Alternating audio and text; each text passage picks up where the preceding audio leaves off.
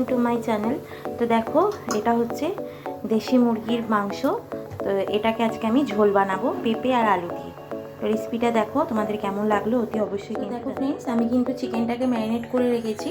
তো এটার মধ্যে আমি গুঁড়ো মশলাগুলো অ্যাড করে দিয়েছি, যেটা হচ্ছে নুন, হলুদ, জিরে, ধনিয়া, লঙ্কা গুঁড়ো সব একসাথে, আর একটুখানি সরষের তেল দিয়ে ভালো করে ম্যারিনেশন করে রেখে দিয়েছি। সো এটাকে আমি 10 মিনিট এখন চাপা দিয়ে রেখেছি। যেখানে আমি মাংসের জন্য আলু ফ্রাই করছি, আমি নুন আর হলুদ অ্যাড করব।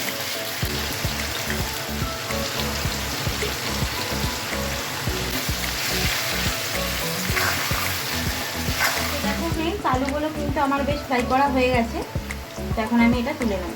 দেখো, যে তেলটার মধ্যে আমি আলু ফ্রাই করেছি ওই তেলটার মধ্যেই দুটো তেজপাতা দিয়ে দিচ্ছি, আর দেব অল্প জিরে।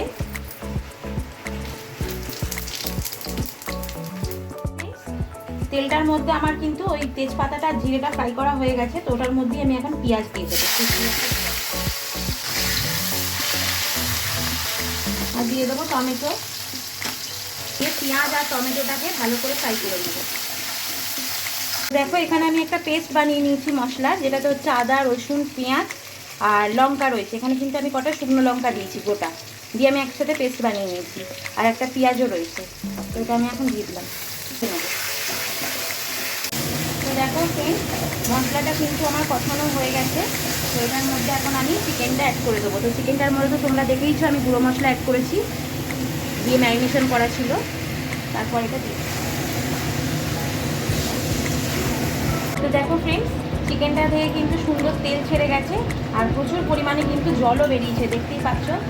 তো এই রকম অবস্থাতেই আমি এখন পেঁপেগুলো অ্যাড করে দেবো। দেখো, এখানে আমি পেঁপে কেটে রেখেছি, তো এই পেঁপেগুলো দিয়ে দেবো। তো মাংসটাও সিদ্ধ হয়ে যাবে।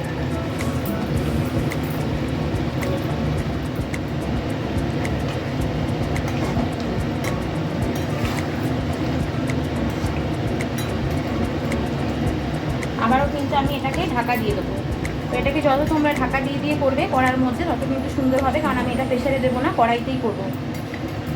চিকেনটার সাথে কিন্তু পেঁপেটা খুব সুন্দর করে আমার কষানো হয়ে গেছে। আর এটার মধ্যে আমি এখন দিয়ে দেবো ফ্রাই করে রাখা আলুগুলো। তাহলে আলুগুলো বেশ সুন্দর করে,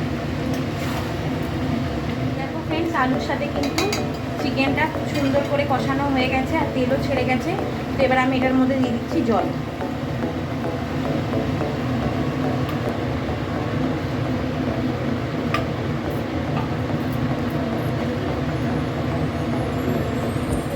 সেখানে আমি কিন্তু ঝোলটা একটু বেশিই রেখেছি, কারণ যাতে মাংসটা সুন্দর করে ফুটতে শুরু করে, আর আলু আর পেঁপেটাও কিন্তু ভালো করে সিদ্ধ হয়ে যাবে।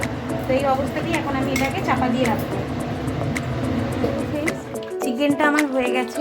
তো এটা হচ্ছে ফাইনাল লুক। তো তোমাদের রেসিপিটা কেমন লাগলো অতি অবশ্যই কিন্তু আমাকে কমেন্টস করে জানিও, আর লাইক করো, শেয়ার করো, আর চ্যানেলটাকে কিন্তু সাবস্ক্রাইব করে নিও।